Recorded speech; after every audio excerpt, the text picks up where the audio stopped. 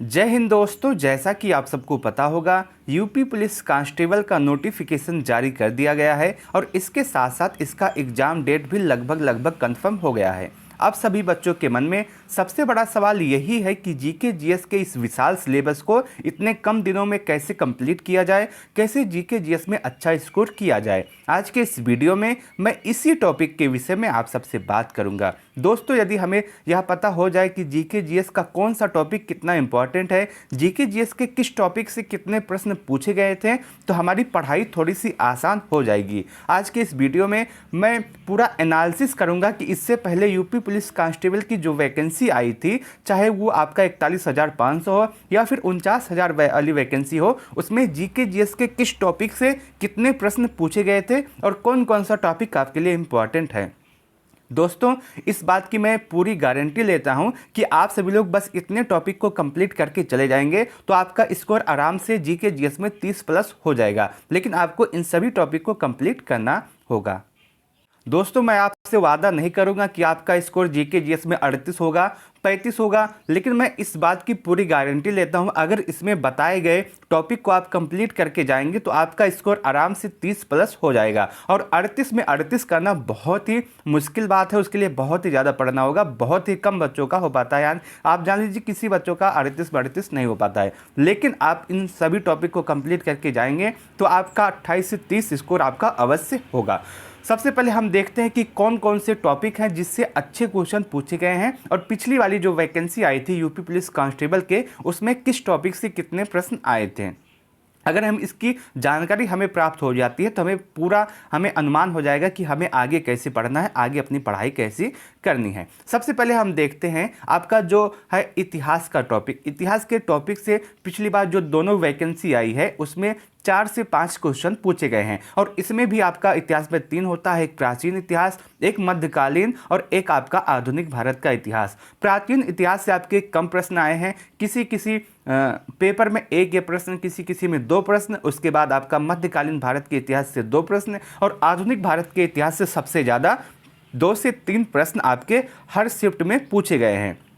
आपका ये देखा गया है कि प्राचीन भारत के इतिहास में किसी शिफ्ट में 1 प्रश्न आया है और किसी शिफ्ट में 1 भी प्रश्न नहीं आया है। लेकिन आधुनिक भारत के इतिहास से किसी शिफ्ट में 2 प्रश्न, किसी में 3, किसी में 4 भी आया है। और इसमें भी आपके बहुत ज़्यादा इंपॉर्टेंट टॉपिक है। जैसे आप आधुनिक भारत के इतिहास को देखते हैं तो इसमें जो आपका गांधी युग है ये बहुत ही ज़्यादा इंपॉर्टेंट है, इससे प्रश्न पूछा गया है। उसके बाद आपका कांग्रेस का अधिवेशन हुआ, उसके बाद महत्वपूर्ण जो आंदोलन हुए, उसके बाद आपका 1857 की क्रांति। ऐसे जो टॉपिक हैं इनसे प्रश्न पूछे जाते हैं, तो आप इन सभी को कंप्लीट कर दीजिएगा। अगर आप कहेंगे कि इसके अलावा भी कौन कौन से टॉपिक है इसमें अंदर जा करके, तो उसका भी वीडियो मैं बना दूंगा कि आपके लिए कौन कौन सा टॉपिक इसमें भी आपके इंपॉर्टेंट है।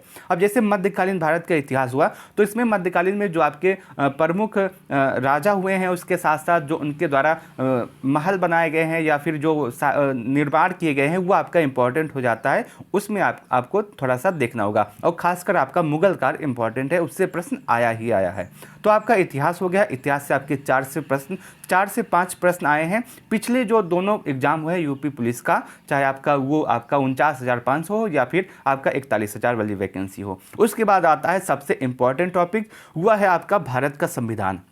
भारत के संविधान से आपके लगभग आराम से आप यह कह सकते हैं कि 5 से 6 प्रश्न आपके भारत के संविधान से पूछे गए हैं। वो भी आपका डीपीएसपी है, जो आपका मौलिक कर्तव्य हो जाता है और फिर उसके बाद जो आपका मौलिक अधिकार हो जाता है। इन सभी टॉपिक से ज़्यादा प्रश्न पूछे जाते हैं। आप यह मान के चलिएगा कि 1 से लेकर के आप 100 आर्टिकल तक आप सभी आर्टिकल को याद कर लीजिएगा और इसके बाद जो आपका महत्वपूर्ण है वो याद कर लीजिएगा। और उसके बाद आपको थोड़ा सा भाग देख लेना है, भाग कितने हैं, कैसे हैं। उसके बाद आपको महत्वपूर्ण जो अनुसूची है उसको देख लेना है और जो महत्वपूर्ण जी के संविधान में है बस उसी को देख लेना है। इसी से आपके आराम से 4 से 5 प्रश्न हल हो जाएंगे। उसके बाद आता है भारत एवं विश्व का भूगोल। अब अगर हम इसमें देखें भारत और विश्व के भूगोल में, तो उसमें 2 से 3 प्रश्न प्रत्येक शिफ्ट में पूछे गए हैं। उसके बाद आपका आता है करंट अफेयर का टॉपिक। करंट अफेयर आपके लिए बहुत ही ज़्यादा इंपॉर्टेंट है, और करंट अफेयर से आप देखेंगे 4 से 5 प्रश्न, किसी किसी शिफ्ट में 6 प्रश्न, किसी में 7 प्रश्न, ऐसे करंट अफेयर के प्रश्न आए हैं। और उसके साथ साथ आपको जो करंट अफेयर का पढ़ना है, जब आपका एग्जाम हो रहा है उसके लास्ट के 6 से 7 मंथ का ही करंट अफेयर पूछा गया है अभी तक जो एग्जाम हुए हैं।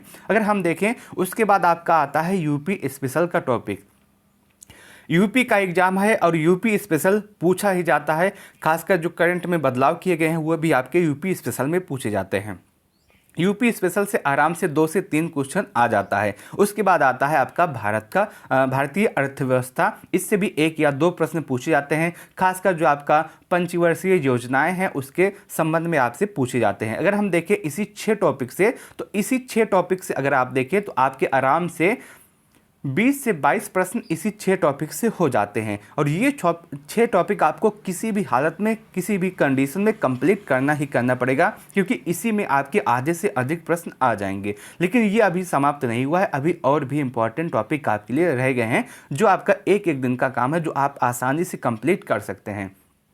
जैसे हम अगर देखें, जैसे जनसंख्या हुआ, पर्यावरण हुआ, शहरीकरण हुआ, इससे भी आपके एग्जाम में 1 या 2 प्रश्न पूछे जाते हैं। खासकर आपका जो जनसंख्या हुआ, यूपी के संदर्भ में भी आपको जनसंख्या देखनी है। उसके साथ साथ पूरे भारत की जनसंख्या आपको 2011 वाली कंप्लीट करके जानी है। यहाँ से कन्फर्म मैं लिख के देता हूँ, एक प्रश्न आपका जनसंख्या से पूछा जाएगा। उसके बाद आपका आता है मानव अधिकार। मानव अधिकार से भी अभी तक जितने भी एग्जाम हुए हैं, जितना भी शिफ्ट हुआ है, सब में एक प्रश्न मानव अधिकार का रहा है। तो मानव अधिकार आपको अवश्य कंप्लीट करके जाना है। उसके बाद आपका आता है भारतीय कृषि। भारतीय कृषि से भी एक या 2 प्रश्न पूछे गए हैं। उसके बाद भारत के पड़ोसी देश, यहाँ से भी 1 या 2 प्रश्न हमेशा हर शिफ्ट में पूछा गया है।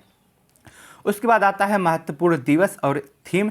यहाँ से भी आपके देखेंगे एक प्रश्न पूछा जाता है। ये जो सभी टॉपिक हैं, ये आपका 1 घंटे, 2 घंटे या 3 घंटे में आप इसको आराम से कंप्लीट कर सकते हैं। उसके बाद आप देखेंगे यहाँ से प्रश्न, 1 प्रश्न या 2 प्रश्न कंप्लीट रूप से आएगा ही आएगा। प्रत्येक टॉपिक से 1 प्रश्न पूछा ही पूछा जाएगा, तो इसमें कम मेहनत करके आप अच्छा स्कोर कर सकते हैं। अब उसके बाद हुआ महत्वपूर्ण दिवस। महत्वपूर्ण दिवस से 1 प्रश्न पूछा जाएगा। उसके बाद देश, राजधानी और मुद्रा, यहाँ से भी आपके क्वेश्चन पूछे जाते हैं। उसके साथ साथ आपको देश, राजधानी, मुद्रा के साथ साथ आपको जो देश हैं उनके जो पीएम है वो बदले गए हैं, उसको भी आपको याद कर लेना है कि कौन से देश के कौन से पीएम है जो अभी लेटेस्ट में बदले गए हैं।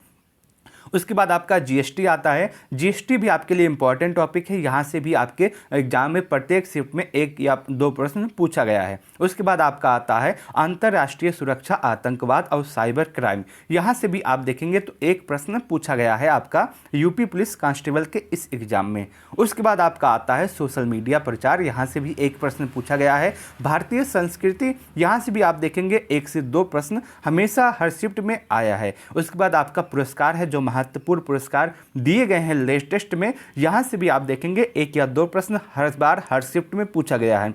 उसके बाद किताबें और लेखक, जो लेटेस्ट में आई है वो भी, और जो पुरानी हो गई है जो महत्वपूर्ण है वो भी, यहाँ से भी 1 प्रश्न पूछे गए हैं। तो आपका, अगर आप सभी लोग बस यही 18 टॉपिक कंप्लीट कर लेते हैं तो आप देखेंगे, इस बात की पूरी गारंटी मैं लेता हूं कि आपका जीके जीएस में 30+ स्कोर आराम से हो जाएगा।